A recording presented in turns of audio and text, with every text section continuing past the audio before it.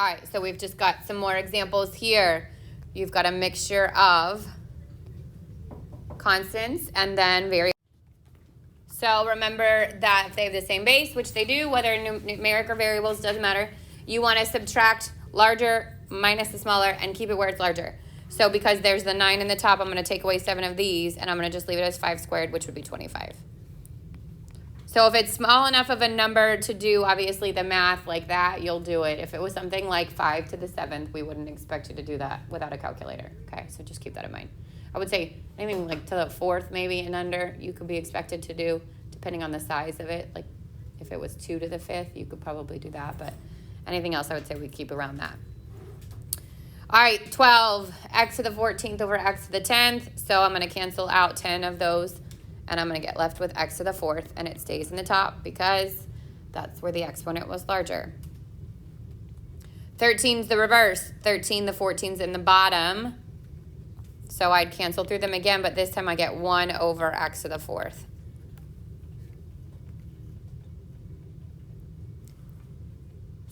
We've got a negative exponent. Yes.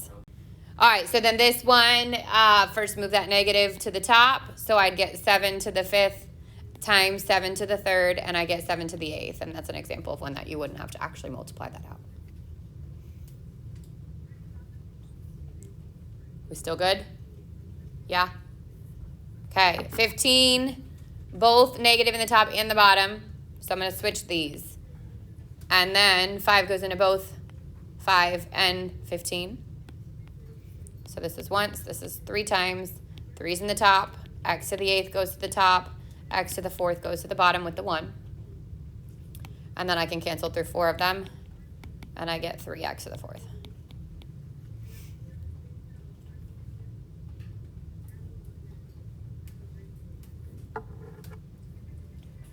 And 16, coefficients, both divisible by 5. Why did I put a 5 there? 3, 3, 5, and then move all the negatives. So the 3's in the top, the 5's in the bottom, but then everything else except for the b to the 4th moves. A to the 5th goes to the bottom, b to the 1st goes to the bottom, a to the 2nd goes to the top, b to the 4th stays in the bottom.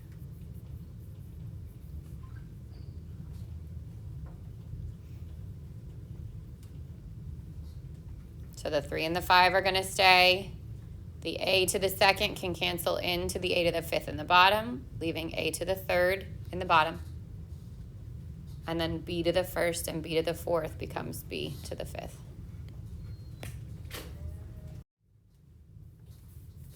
All right, last one. So remember, you've got options. You get to choose how you deal this. You can either take that -2, distribute it in to every single term on the inside, and then move what's negative. Or you can flip everything on the inside, and it makes the 2 on the outside positive. So I'll do one of these examples one way and one the other. So let's say I flip everything first. When I flip what's inside, the only thing I'm getting rid of is the negative on the 2 on the outside. So be careful. You can't flip it to get rid of the negatives on the inside and also get rid of the negative on the outside at the same time. So I moved what's inside to get rid of this negative, the negative on the 2.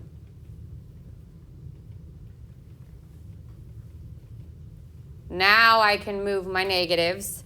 So the 4 stays where it is. The a to the -3 is going to go in the bottom. The b to the 4th stays where it is. The a to the 1st stays where it is. The b to the 1st stays where it is. It's still raised to the 2nd power.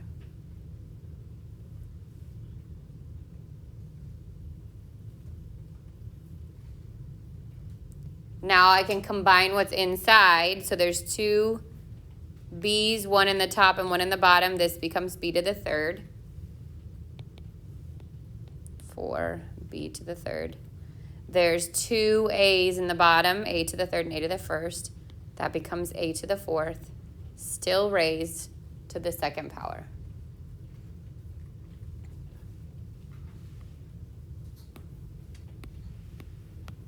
Now every term inside gets that 2nd power.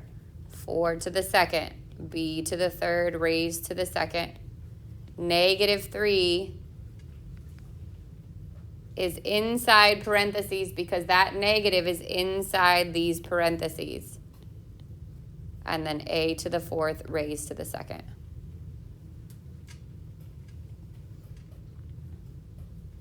And now I just simplify that. 16 b to the sixth over 9 a to the eighth.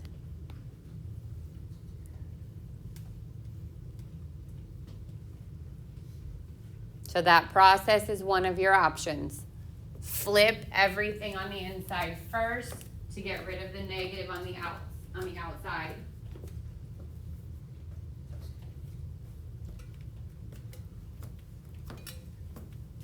And then we'll do 18 the other way. So the other option is take care of what's inside first and then distribute it in a negative, okay? So I'm going to move, first I'm going to simplify these, 1 and 3. I'm going to cancel through. These are both x to the first, so those are gone. This y to the second is going to go to the bottom, and the z to the first is going to go to the top. So inside my parentheses, I've got a negative 1 and z to the first in the numerator, 3 y to the second in the denominator. Okay, but that's all still being raised to the negative 3. Now I've got choices again. I could distribute a negative 3 in and then move everything, or I flip everything to get rid of the negative on the 3 and then distribute. So I'm going to do that. I'm going to keep it so that it's a positive 3 on the outside and move everything on the inside. If it was in the bottom, it's now in the top. If it was in the top, it's now in the bottom.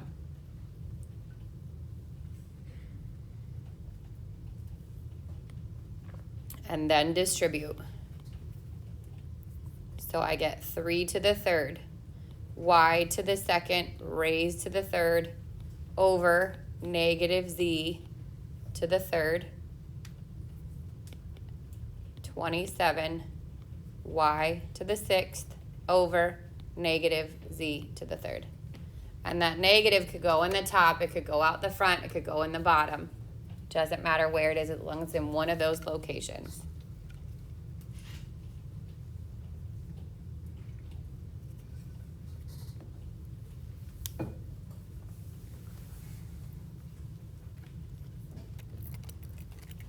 Questions on that one? So obviously those are the more complicated ones. Just be really careful when you start to move stuff around. You don't want to lose a negative when you should have it, okay? And remember, you can't like get rid of the negative on the outside and get rid of the negatives on the inside by flipping. It's one or the other. Then you can move.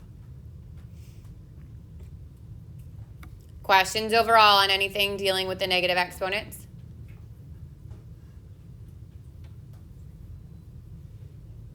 All right, so P2B, part 2, is rational exponents. So we're still dealing with exponents, but now they're going to be fractions. How many of you remember covering this in Algebra 1? Because sometimes they do and sometimes they don't. Okay. So a rational exponent is, like I just said, something with a fraction there. So if I had a raised to the m over n, what happens is the bottom of my exponent, to the bottom of the fraction, the denominator of the fraction, slides over to become the index, and the top becomes the exponent. So if you picture this little n would slide to the front, and it becomes the index, which is the number on the front of the root, and then what's left is going to just drop down, because you've lost the bottom, there's nowhere for it to go, it drops down, becomes the exponent.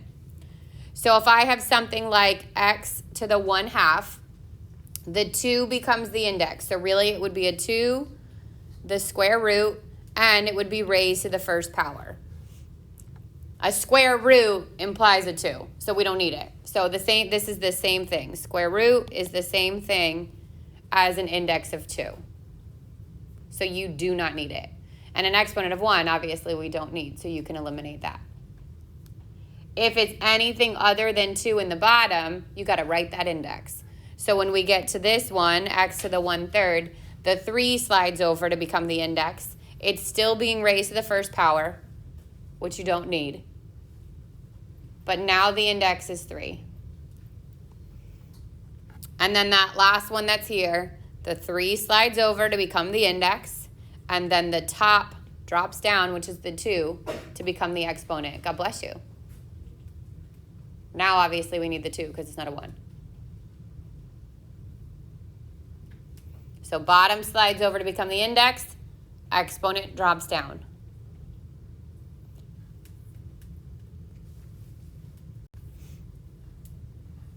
So now we've got numbers in those places. If we can simplify them, we need to. So 4 to the 1/2 is the same thing as what? Good, square root of 4. Can we find the square root of 4? Yep, it's 2. So we take it to that next step. If it was square root 5, it would stay square root 5. All right, 27 to the 2/3. What slides over to become the index? The 3. So this becomes the cube root of 27 squared. Now that can also be written as the cube root of 27 squared with the squared underneath. Those two mean the same thing.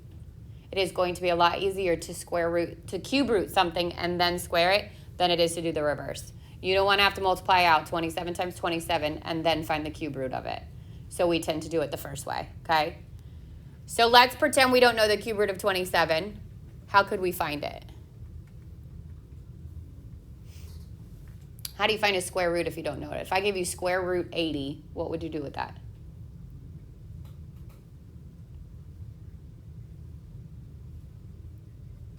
Cry, because that's not the right answer. Factor tree, sounds familiar? Yes, so we're going to break it down into its factors, okay? So we're going to pretend, like I said, we're going to pretend like we don't know, because we may not, that the cube root of 27 is 3. What goes into 27? What are the factors? 3 and 9. Is 9 prime? No. 9 would be? 3 and 3. Is 3 prime? Yes. So now the number on the front, the index on the front, tells me how many of the same number I need in order to be able to simplify this. So I need 3 of the same number, which is what we have. We have 3 3s. So the cube root of 27 is 3, but the exponent still out here is squared. So this is 3 squared, which becomes 9.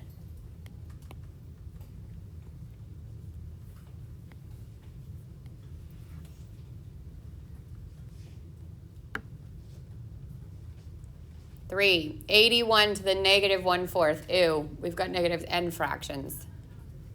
What would you do first?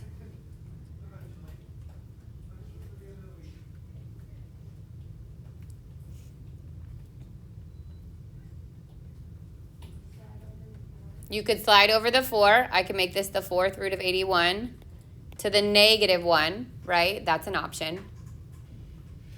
What's that negative going to do?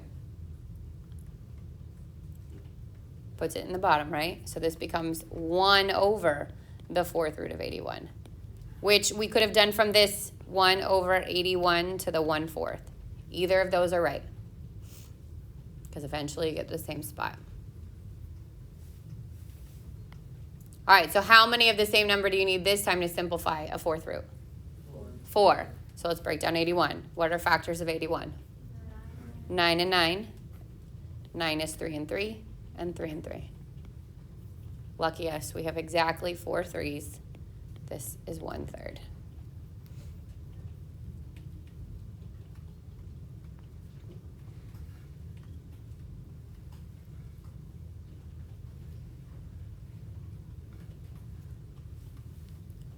All right, 4, 16 to the 3/4. So in radical form, this is what?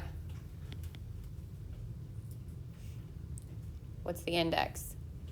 4. So this is the 4th root of 16 raised to the 3rd power. Again, this could also be 4th root of 16 raised to the 3rd power, but then you're doing 16 times 16 times 16 and then breaking it down again. So don't waste your time with it. 16 has what? 2 factors? 4 and 4. 2 and 2. You could have done 2 and 8 on that too. It would have been the same. Eventually it breaks down to be the same. So what's the fourth root of 16? 2. 2 to the third, 8.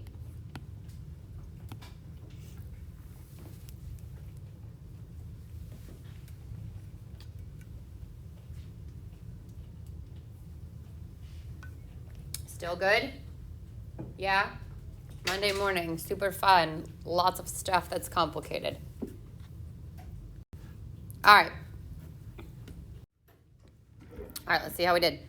So 5, my advice would be to move it first. Again, you don't have to do this, but my advice would be to move it first. So it becomes 1 over 1,000 to the 2/3, positive 2/3. Then the 3 is the index, right? So this becomes 1 over the cube root of 1,000 squared. 1,000 breaks down into 10 and 100, which is 10 and 10. 2 and 5, 2 and 5, 2 and 5. You could have broken that down in different ways. It doesn't matter, but at the end, they should all be the same, okay? There are 3 2's here, which means a 2 gets to come to the outside of that radical. But there are also 3 5's, which means a 5 comes out as well. This is still squared. So I multiply those two together, and I get 1 over 10 squared, which is 1 over 100. Raise your hand if you got it right. Good. Questions if you did not. Did you have to break down all the 2 and 5? Can you just keep it 10? No, you can make it 10, 10, 10, and then bring out a 10. All right, negative 100 to the 1/2. What does this look like when I write it in radical form? Isabel? Negative square root 1. Good. The negative's on the front. And the square root of 100 is 10. So this is negative 10. If it looks like 7 does, now the negative's with the number, the negative stays underneath the radical. So this is the cube root of negative 64 raised to the second. Negative underneath, odd outside is okay. Negative underneath, even outside can't be done. I can't find the square root or a 4th root or a 6th root of a negative number, okay? But an odd number on the outside is totally fine. So this breaks down, if you did 8 and 8, 2 and 4, 2 and 2, 2 and 4, 2 and 2, you can bring out 2 2's. Not like the dancing skirt, but like 2. And that would be 2 times 2 on the outside. So now I've got 4, but it's negative, and then I square it, and it goes back to being positive. I will tell you right now that this is when smart people get lazy, and they're like, I could do this stuff in my head, and then you mess it up. So don't do it, okay? Make sure you break that down into its steps so you don't lose anything along the way. All right, so then 8 in comparison to 6 is different. Why? Good. The parentheses says that negative sticks with the 100 underneath the square root. There are no 2 numbers that I can no number I can multiply by itself to get a negative. So this is no solution. No real solution technically, because we'll start to bring in i's at some point this year, but no solution for now.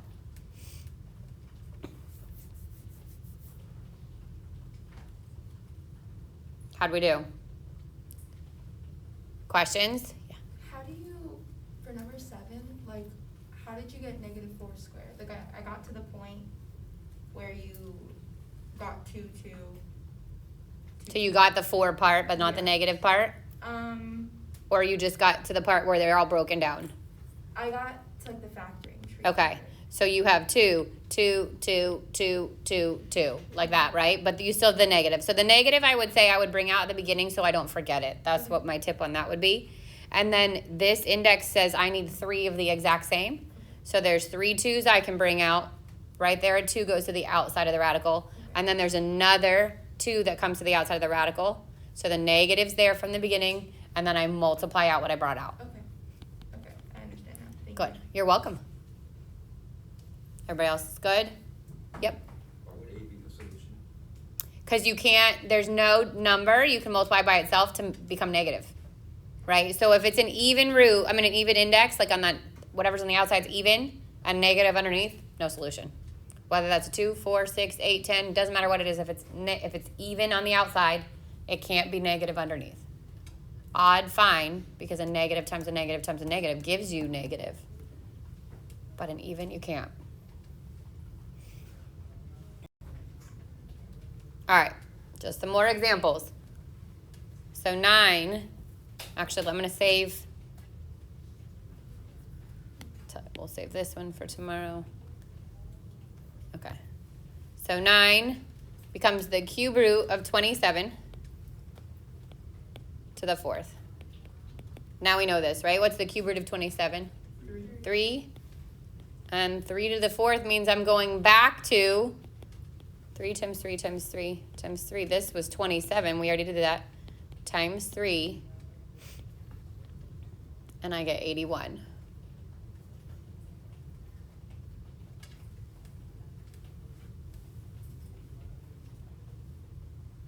Now let me show you a trick, and if this trick confuses you, feel free to ignore it, but it could save you some time. If your exponent is improper, meaning number at the top is bigger than the bottom, break that into its mixed number. So what's 4/3 in a mixed number format? 1 and 1/3. So this can be 27 to the 1st plus 27 to the 1/3. Not plus, sorry, times. Because when we multiply, we add the exponents.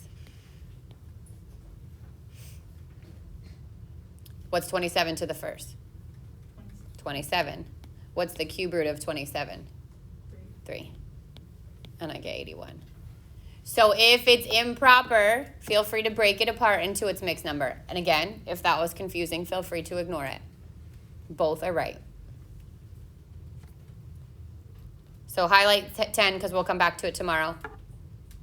Highlight 11 because we'll come back to it tomorrow. We're going to 12.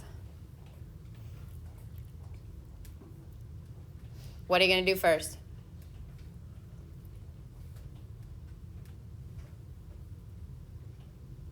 What's the first thing you always want to get rid of? Yeah, get rid of that negative exponent. Flip what's on the inside. 100 over 121 to the 3/2.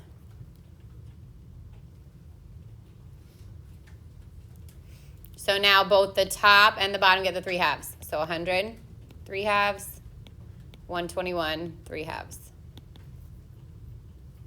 This is the square root of 100 cubed and the square root of 121 cubed.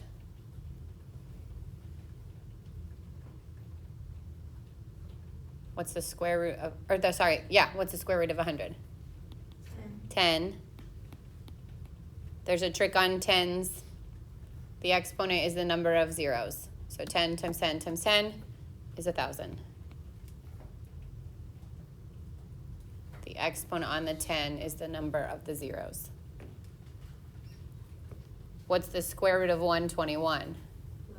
11. So 11 to the 3rd brings me back to 11 times 11 times 11, or 121 times 11.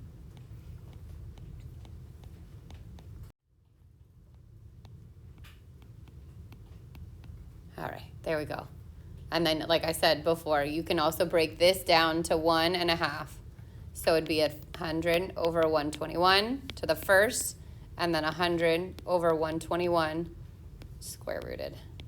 And you'd get the 100 over 121 times 10 and 11, which gets you back to 1,000 over 1331.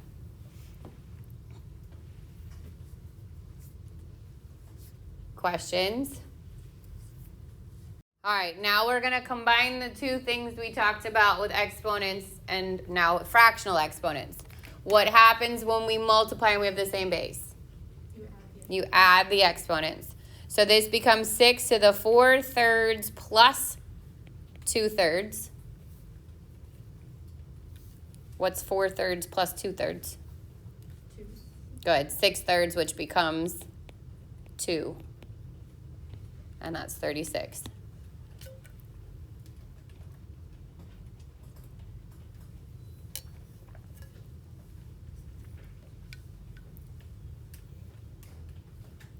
14 is a fraction. What happens when we divide and it's the same base? Subtract. So what's bigger, the 7/3 or the 5/3? 7/3. So I'm going to do 125 7/3 minus 5/3, and I get 125 to the 2/3. Rewrite that in radical form, and it's what? Cube root 125 raised to the second. What's the cube root of 125? 5. If you don't know it yet, learn it. It's going to make your life a lot easier. And then 5 squared? 25. So I would say the cube roots, like all the cubes of the lower, especially lower numbers, 2, 3, 4, 5. You're going to see them a lot. You might as well get them down. All right, now the variables are back. R to the -9th times R to the 17/9. So I'm going to add those, but because one's a negative, I'm actually going to subtract, right? So this becomes R to the -8/9 plus 17/9. -8 plus 17 is what? 9. So R to the 9/9 becomes R to the 1st, which you just rewrite as R. So it's not wrong as R to the 1st, you just don't need it.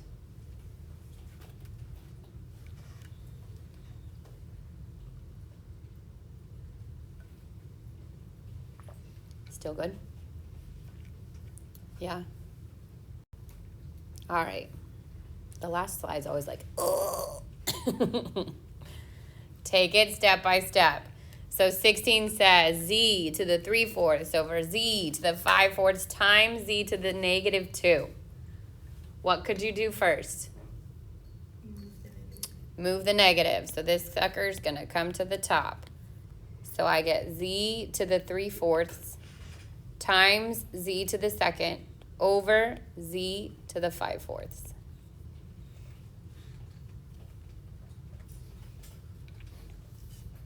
Now what? So in the top, I'm going to multiply those two together, which means add them, right?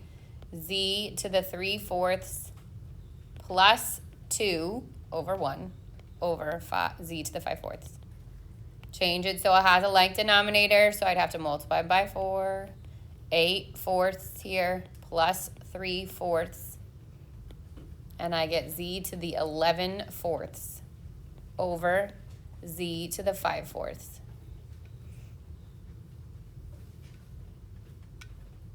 Now what? Good. Subtract the bigger ones in the top. So z to the 11/4 minus 5/4 gives you z to the 6/4, which is the same thing as what?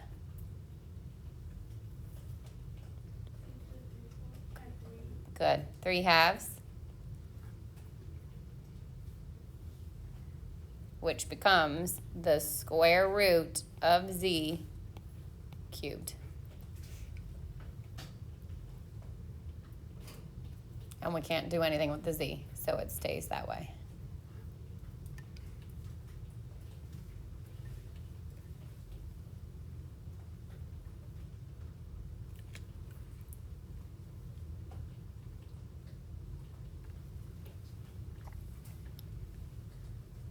All right, 17. What do we do here?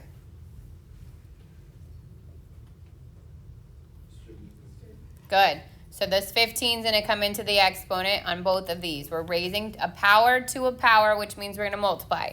So x to the 1/5 raised to the 15 times y to the 2/3 raised to the 15 over x to the second. And that x to the second doesn't get the 15 because it's not in the parentheses. Now when we raise the power to the power, we multiply, right? So 1/5 times 15 over 1. 5 goes into 15 3 times, and that becomes x to the 3rd.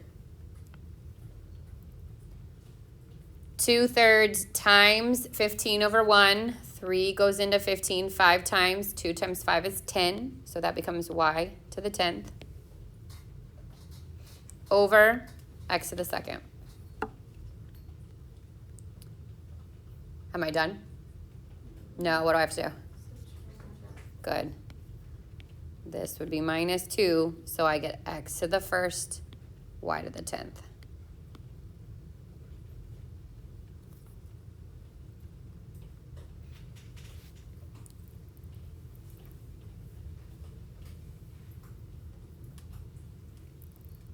Last one. P to the third to the 1/4 over p to the 5/4 squared. What are you going to do?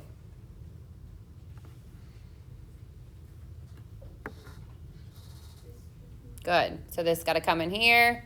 This got to come in here.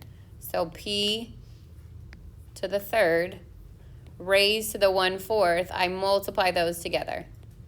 And I get p to the 3/4 over p to the 5/4 raised to the 2 means I multiply those together. 2 goes into 4 twice, and that's p to the 5/2.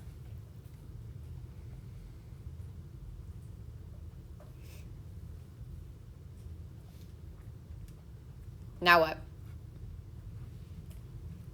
Same variable on the top and bottom, right? Subtract. What's bigger, 3/4 or 5/2? Good. This, I have to change it so it has the same denominator. That's 10/4.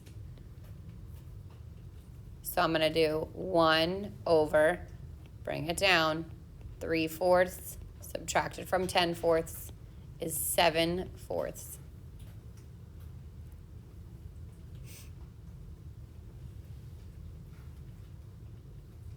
Which is the same thing as 1 over the 4th root of p raised to the 7th. Oops.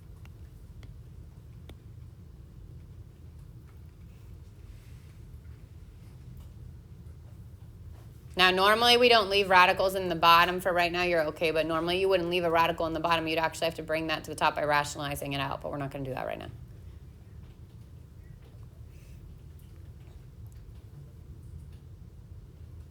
Questions? So a standardized test question might be that, but then in your answer choices, none of those are that. What you would see is something like p to the negative 7/4. And you would need to know that those are the same thing, okay? So they'll very rarely leave a root in the bottom. They'll rewrite it so it's something like that, or b would be the 4th root of p to the negative 7. That's how it will rewrite it. It won't keep the radical in the bottom. Okay, so just know that that would be the same thing. Everybody's good? Quiz on Friday is not multiple choice. It's open-ended. You would leave it like it's highlighted, okay? And again, we're going to go one more section after this, and then that's what your quiz is going to include. Do you have a question, Sam? Yeah, why is it like over 1? Why is it under 1? Yeah. Because the bigger of these two exponents, it's 3/4 in the top, and then 5/2 becomes 10/4. The bigger one's in the bottom. So we subtract and keep it where it's bigger. You're welcome.